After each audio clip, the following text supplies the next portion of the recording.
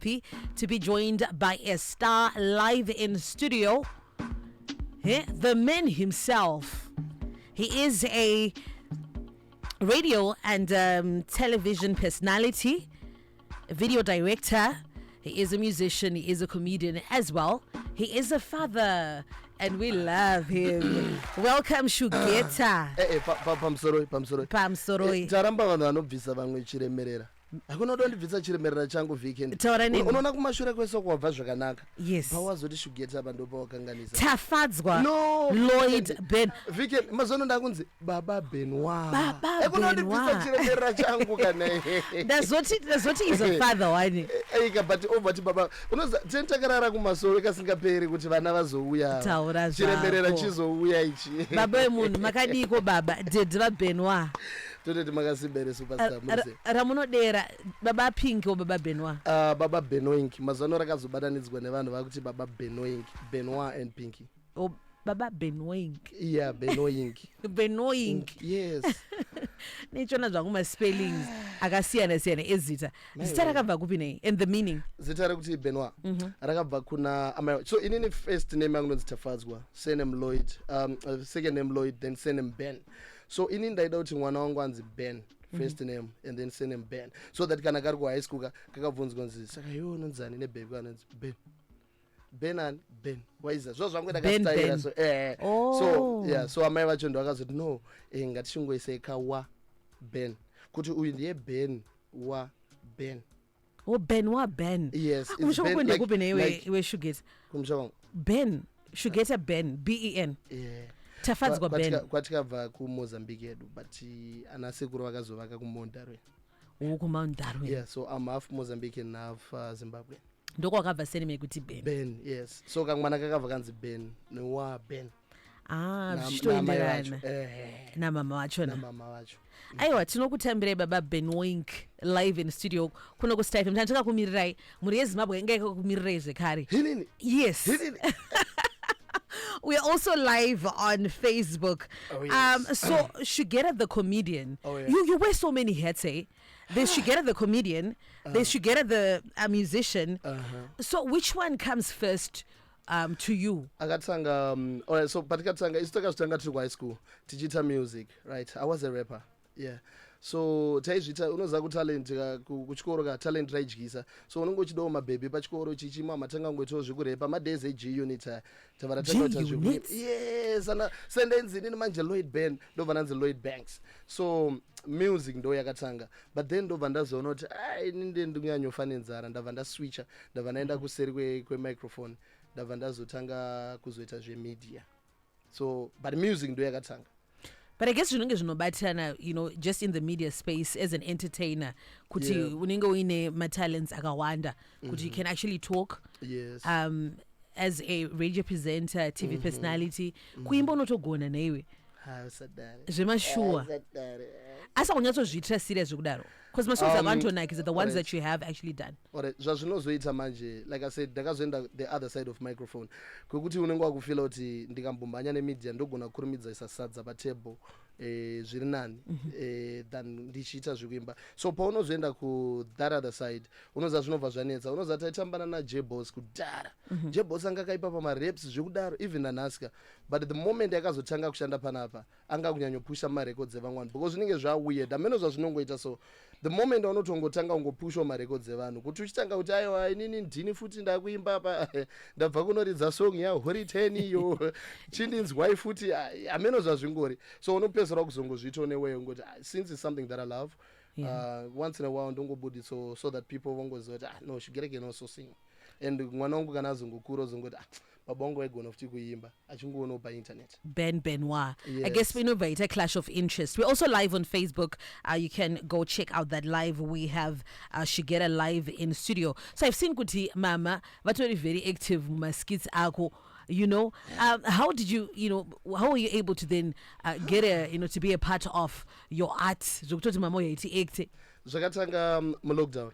So mu-lockdown manje ndisiri kwanisa kufamba kwenda kudeni kwana ana kwana kapfupi kwanani kweteam yangu yandaimbo actor nayo ndandingori na moms padeni. So munongotanga muchingoita ma Facebook live mungoita ka Facebook live cover overtona moms aritoburitsa masasa antongonakidza chichichiwana and then kobva kwazouya kana macompanies macorporates over kuti tauna live yamamuchita pane pamamuchitaura zvakadai, so can you talk about zveduwo futi muchiisa maconversations enyu tokuisire mari, then ndokutanga kwandikaita nawo until vanhu vakutozongoti achimbovaiso paskit 1 or 2 ndongovaudza kuti amombs chimbopinda imombodaiso, but munhu wacho anenge achinetsa manje zvokuti mukazomuona ndamushutisa skit ne ndamunyengerera ndambotengeswa magroceries ndamubhadharira musangano wekuchechi ndamutengera heti nyowani yaanoda and then obva azongouya, saka ndokutanga kwatikaita, so ndenchimbova pambichana obva wambobvuma. Saka unotova vatori papayroll kuti vauye? Not really, zvine kubiridzirana futi mukati, because nyangwe ndikaona kana corporate inenge ichida advert zviya ndikaona ka 500 idenjiza kuti vari kudoka kana ka $20 ka ndobva ndavapa 20 ka, because denjiza kuti munhu wacho futi anonetsa ndichazobuda futi imwe mari yakawanda, so handingati ari papayroll, but tineka kubiridzirana mukutamba kwedu. Got a message saying and say hi to my church mate Tafadzwa Ben. Unoenda church kupi? Salvation Army. Yes. Unotoenda zvekudaro? Zvekutodaro. Ndoma wakakurira? Yes, ndoma ndikazvarwa ndikakurira. Ukatosvika kuchechi ndikatogariswa nechekumberi kwekwe ndichiridziswa ngoma ndichitamba, madzimai ekuchechi achinhingirira ine chingofaraona, especially pane madhanza anobuda kuchechi, so madzimai akasununguka indeni ngori kumberi kwekwe ndichifara zvangu nichingo wozvokuti kuchechi vanotokuziva semwana wesangano. Yes. Zvinonotora sei ati yako ivi vanozvigamuchira here kuti zvine ukristu mukati here, vanenge vachizviona sei zvaunoitawo, because pamwe pacho unombovhura hombe uchivhara diki? Azvikutodaro. Well, unoziva zvazvinoita, when I started vaisazvinzwisisa indakatanga time yataibva kuchamhembe nanaroki, ndakakura maoko anaroki ndomadezi andaiswa rasta nchirukwarukwa I've seen your pictures with locks, ndichitintwa musoro ndichidii, unoza ndichipfeka mabharibharu, unoza. So pandaizoenda kuchechi manje ndakadaro, inini ndo inenge itori lifestyle yangu yane ndatongojairana naboys vedu kuchamhembe nanaroki nanatake 5 ka, but paunosvika manje obva anonzi aiwa iwe mukomana imbogara nebhenji rekuseri ukoko kuseriseri because nasikuya vaenzi vanoremekedzwa inini but then nekufamba kwenguva vanozoona kuti no chipo chiri pamunhu, and right now vanoappreciata. Pakatoitika mango mafunctions mahombe unotondoona nditoriko ikoko, sometimes I'm emceing, sometimes I'm performing, tingodaro, and mazana nene mudara wangu mudara manyeruki. Baba waGaspi? Gaspi anoya kuchechere? Aimbouya. Gaspi angatori mwana kwaye kaGaspi. Takazongoshamisika rimwe zuva unoza tiri kubatidza inonzi chitelevision pari kubuda song ita se uno tatenda kuzoita sei akatori mwana wemuchechi zokuti tinozoti kana kukanzi kuriitwa musangano ana tatenda ndo vaitanga kusvika namudhara obva seta mapa system chichichi, kana vakuru vasati vaparidza Gaspi anenge achitoimba achitorwa mamic check chichi before mudhara wacho azobata gitari angatori bo munhu unoza Gaspi ezvinozvi zvinozvi hapasina nezvemunhu ayo kwaita sei hapana. Shout out to you my brother. Shout out to Gaspi Warrior. Iworo kuelo kwatine chitaura kuti kuelo seke 1 and 2 paelo wana serious apo ndokwauchiri ndokwawakazvarwa ndokwauchiri sei uchiri kugara namama? Alright, so zvakaitika ndine 2 reasons. Right. Reason number 1 kunze kuri kupisa weekend. Yes, I'm Shugeta today. Ndogona nge ndiri kumbobata tumari twandaisambobata kumashure, but then kuti unonga kuzoti kamari kese kauri kubata uri kunoti landlord mwedzi wapera oi mari yenyerenti, oi mari yemagetsi, oi mari yemvura, oi mari yechi, unoza zvinorwadza wala, because pane time andikambozviita andikanombogarawo kumadheudheuka ndichitamba nevarungu, but unozoona kuti aiwa iwe pera kwemwedzi ndikubudisa $700 yakawanda yekuflexa kuti vanhu vaonoti zvinofamba. Shugeta ari kugara muvhainona waona Shugeta ari kugara kuborodel, so ndakazongofila kuti aiwa maya rege timbodzokera kumba because toda kumbokata ka my expenses. Yes. You have to be economic mazwana. And then number 2, mudhara wangu akashaya 2018, right?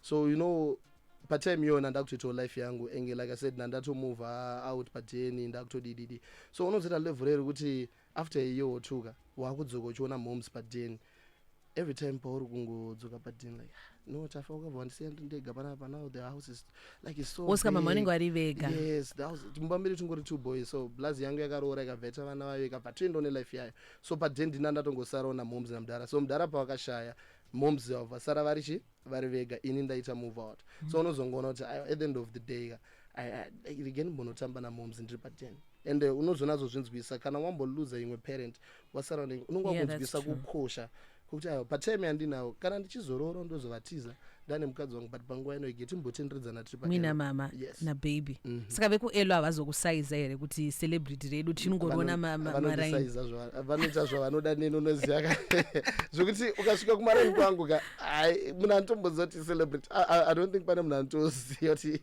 uise vanotongoti ndimukoma Tafi uri kuenda kuero kumashops apa unongochibhonanza uvha wandigira muriwo uri kurayirwa nemumwe and then vamwe maobva uya futi maisando obva uya maitako obva uya inobva ntingira chakato makutamukoma tafadzwe maerrands enyu nhai wasika uchiri mwana kumaraini. Yes, kumaraini vanhu anoita zvavanoda neni and I'm okay with that. Enjoy, yeah, exactly. I guess you have accepted your life as it is, and you're not then trying kuti ungoshowa kuti ndashugeta the celebrity because unongochipisa uka pa social.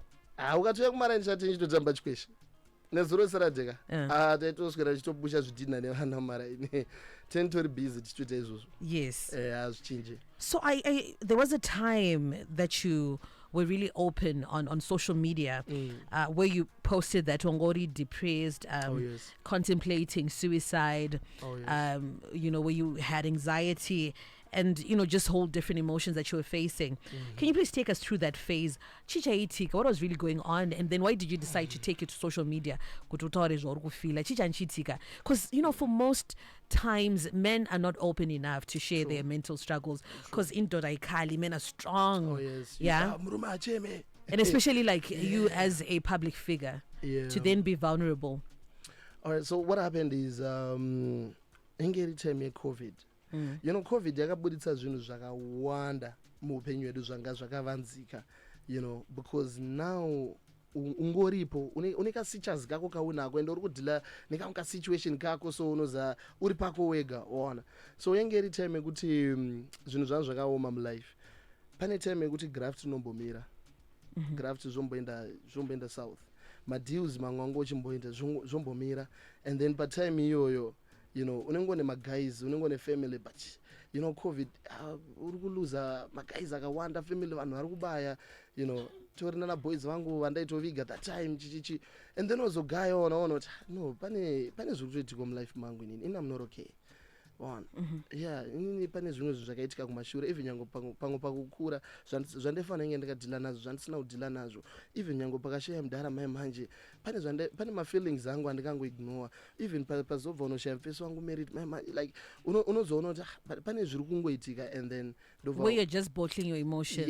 Yes, then panozongoita kanotrigger one unoza kuti ikako pakanongoitika then zvatoendwa. So kuzobuda on social media now unoza unenge wasvika palevel rokuti like auchaziya kuti chii chiri kuitika mangwana, right? Whether mangwana ndiripo kana ndandipo, I just want the world to know kuti no inini patime yandandiripo ndakasangana neizvi, right? And zvinenge zvisina basa kunzi uri Shugeta urani, because patime iyoyo hauzvione as Shugeta, you are just a human being and more and feelings ake anongobudisa out there, and it was a cry for help actually. Did you get the help? Yes, I did. How are you now mentally? I'm more you're good. Every weekend you can see me kankarika kaphase kankarika chapter kakatoitika mulife mangu, and andikatize ndokaaccepta kare zvakare, and ndo zvimwe zvinhu zvakandigadzira kuti ndinge ndiri zvandiri nhasi ndikamira pamberi penyika yese right now vachiti uyo Shugeta, ndo zvimwe zvacho izvozvo. So right now I'm okay. That's good, and it's good to hear. And talking about being real, someone said, I love the way Shugeta is being so real. I like ndakuto follow up a social. I'm not sure. And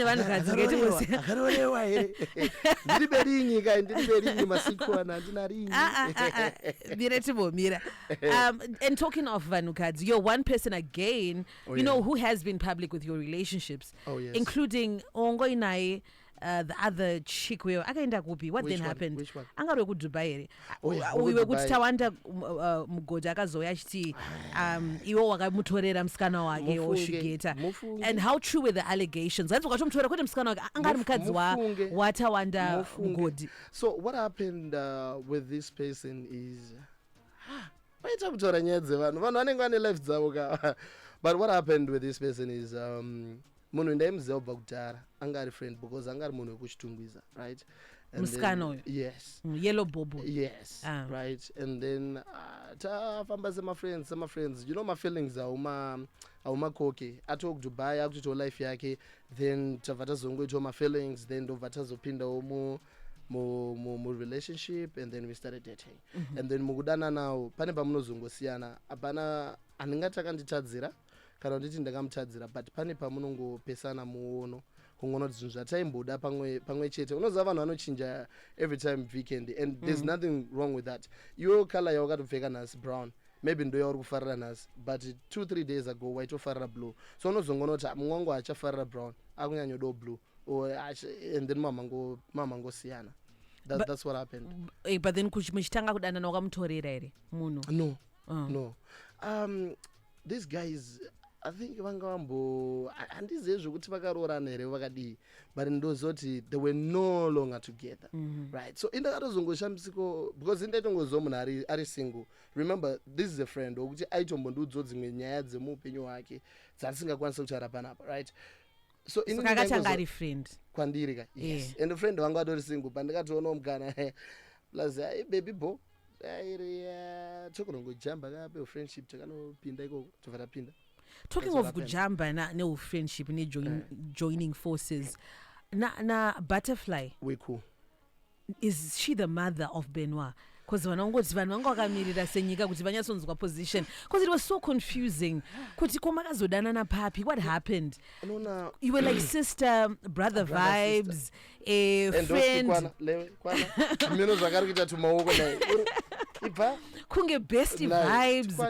You know, tinozotadza kushanda nawo nemabasa zvinzi imimi kuseri munhu, you know, what happened? Chichakaitika na Butterfly? Wow. Unaona Butterfly, and andisikudzonyanyadzika because I respect Butterfly as a brand, like deep Butterfly, big brother Butterfly watuona pa TV. So andisikudzonyanyadzika, but what I can tell you is Butterfly is my guy. We cool zvekudaro. Ndantori naye nezuro manheru chaiwo. Motikari yake paikatofa bva ndikuona motikari yangu iramba muka yongoda nangosvika nangotekenya tunu ndobva yatomuka dzanziri around 10 dzimanheru. You understand? That's how cool we are, right? And kuti nditi ndiye mai vaBenoit, I think yes ndo chokwadi. The same thing with Anna, yes ndo chokwadi, because vanhu vanondibvunza kuti pakati paAnna na Butterfly amai vaBenoit ndevapi? Vese ndana mai vake. I was sorry to step mom pane zvekuti beni ndikaenda mumba kwakapfupika andinzi Shugeta ndikatongosvika deti vauya ene ndiri baba vana vakapfupa. That's good. So toda kuti chaiye 100% akagomera Benoit ndiani vese. And sometimes ndorombera confusion because ndikamuka inozaka Benoit kanenge ari paside pangu, ndikamuka ka Benoit kari paside, sometimes anoza ndochiona Anna pa like Anna chaiye kunazoti uyu ndi Anna ka. Sometimes ndona ndi Butterfly. Biological mom vaBenoit ndiani. I think it's only fair. Avangaite vese Shugeta. Butterfly na Chitanga Butterfly is the mom vaBenoit. So how did the relationship transition from just you working together as friends and then muchizodanana chichakaitika?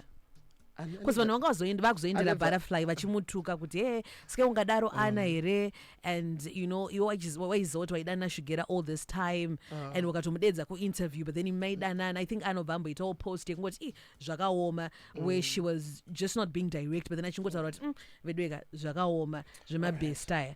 All right. Yes. So what I want people to understand is Inina and Anna, we broke up in 2021. Ndopa ndikarambana na Anna, right?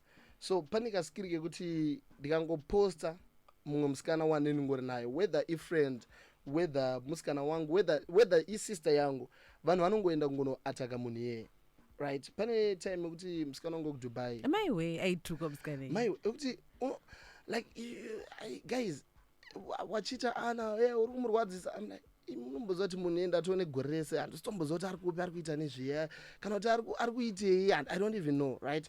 So vanhu vangooneka skirika kwekuti vanongoti iwewe toda kukuona una ana, right? So vanongotuka munhu wese. So even pakatanga kutukwa butterfly, I wasn't surprised. Ndatongoti okay, yeah, chatongobirida. And I know ndikatongobudisa mumwe musikana ndikati nhasi ndakuda analewe, mangwana kanomuka kakangoshaudwa nemunhu wese. Like ndakatongozviaccepta ndo zvazviri. Okay. Yeah. Saka hapana chaitukirwa because mamusiri mese naAnna time hiyo. Yes, we were not together. When you were together with Butterfly, you were not with Anna. I never said anything about me being together na Butterfly. You say joined forces kuti mwana wangu chazobuda one day chiti, you know, from our art taka join ama forces. We joined forces to create this. No, pataita zvataita pa art yedu, pa radio, pataita art yedu on social media. We joined forces, force Butterfly, force Shugeta. And then chemist yo baitoti mupfuurire mberi. Dzika kapana mazita evanhu nemabrains evanhu. I get you. So you can't. Mangwana manje unoona weekend ndichikambina ndichidaiwana ndarowa mastreets. All right. Yeah. Saka even the mother is not open kuti unge uchitaura. No. Uchidzika nezvemwana. No. Hapana kana problem. Ivo kana alright, ilevel rokuti ina appreciate level rokuti munhu anobuda achitaura kuti ndini amai vemwana achitaura zvaanoda pamusoro pemwana wake the same way yandongotaura nezvemwana wangu. Inini ukatasa pando iwo pakatanga kumposta achamuposta because aimbomposta mwana, but then I think pakatanga kumposta achamuposta handizive. I don't know, but inini ukona pando posta mwana wangu inini ndinongoposta mwana wangu ngoti ndini baba wemwana uyu hanzana mboposta nchiti ava ndo amai vake ava ndiani, because handidi kuinclude vanhu munyaya dzangu. Kana dziri nyaya dzangu nemwana wangu ndedzangu nemwana wangu. So kana Butterfly ari amai vemwana, Butterfly tokumburuka iwe posta. Kana ari kana Anna stambomposta munhu akaposta mwana ndi Butterfly, mwana achitanga tichingoona Butterfly achiposta mwana, and then ipo wakazouya uchitaura zvejoint forces. I think the attack was too much. I think she even went on a social media to say guys inini, because munhu anofara Butterfly chiti inini ndinoya ndichifara nemi zvokuzondituka pamacomments. I'm not that sort of person. Okay. Yes, but ndizvozvo ina handina chandikuramba ndachandiri kubvuma panguva ino, but unoona ndikazotasa even nyangwana last month unoona kuti Benwa akaspenda more time na Anna than na Butterfly. Kuna Anna I spend more time semakadzokera nere na Anna. No, we're not together anymore. We're friends. We're cool. Okay, yeah. But sometimes I'm still confused about social media. Wait, is it for clout? Is it for likes? Because na Anna wait, Anna ndikukuda Anna kati ndane relationship yangu. Ma kuti confused. They really invested, guys. Wow. So what will be happening? What I'm not in a relationship with Anna.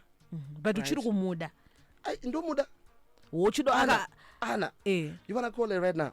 Mufonere ndo mudza pamberi penyika yese. And ansana mbozviwandisa izvozvo kubva pekutanga. I love Anna, I respect Anna, right? And nyango kana pane mumwe musikana ari kundida ngatingozoti pane kamwe ka spiritual wife kanogara kari mulife mangu kanongouya so kachitokonya kobaya kuita, because ndakatongozvi understand kuti ndo zvitongoripo. I love her so much. Confess wake I respect. Handina problem naye. But kana uchidaro musikana wake pa public platform kuti nomuda zviri safe ere? Aiwa zviri kwaari kune mfesi wacho handitika kuti like ndataura zvandofila inini. These are my feelings. And iyene relationship yake nemfesi wake zvakwavari. But inini Anna, I love Anna so much nemoyo wangu wese. Chirikutaziya kudanana chi? Pane time kan iwe 2021 4 years later. Pane times zvaitika. So are you now doing skits together? Because tokufare your combination was good. Once in a while. Unoza Anna manje anonakidza manje. Anna neka skiri kanomboita kuti anobata ona mazanda kumbera life yangu ndi serious. Santsvagi. Ndobata bo abane izota ndi wangu chinodzoka. Then time over zodzoka but ukona zvinhu zvangu zvinenge zvakadoti timbosangana futi timboita. And then tovarambo shoot tovarambo posta over chimbosiyana nini. So she does that kakawanda and inini ndakatongozvi accept. Like I said, munhu wangu on. Okay. Ane life munhu kuti right now ndikanzwa kuti Anna is now married, atone life yake adaya atone vana vake. I will respect that. And I would like but before she gets married, you know, she is still on the market. Even nyangwe izvozvi nyangwa kanzari single ari life yake ari kudi I'm happy for her as long as she's happy but inini moyo mangu ndomurespecta and ndomudasingaita because pane mangu machapters andikafamba naye amsingafe makanzwisa nyangwe zuva rokudeni Shugeta, I wish we had more time, but then thank you so much. I'm not going to see shokori because tatapera nekuda kunyazoziva nyaya tichida kuziva chii chiri kuitika, but then just your parting shot sata kusiya uchienda. My parting shots. Yes. Takutoonekedzana. Oh, takutoenda. Takutoenda. My parting shots is I just want to say thank you so much Zimbabwe. Stay FM family yes tuned in right now. Unoza kuti ndizonzi Shugeta zvandiri nasi. It's all you guys. Mukatasa kwatobvo isusu ana Shugeta. Kunge tiri panapa ka. Yeah, my one. But because munondida munondisupporta munomira nene all the time. I am Shugeta today. Thank you so much. I love you. I love you. I love you. I love you. Oh, we love you back. No, I could say iwewe. Munoda kuomesa life yangu mamu. But I love you too, weekend. I love you too. Thank you so much. I love you. Oh, we're also live on Facebook. If you missed it, you can go watch it. Shugeta Anzi confuses the confusion itself, you know. He tried it. But thank you so much. Really appreciate you. Back with you tomorrow. Remember, tomorrow belongs to God. I am V Candy. Check your time with mine. It is 12 midday. Time for Now in Dab. Now, Zim Papers Radio Broadcasting Division. Hurumende iri kusimbisa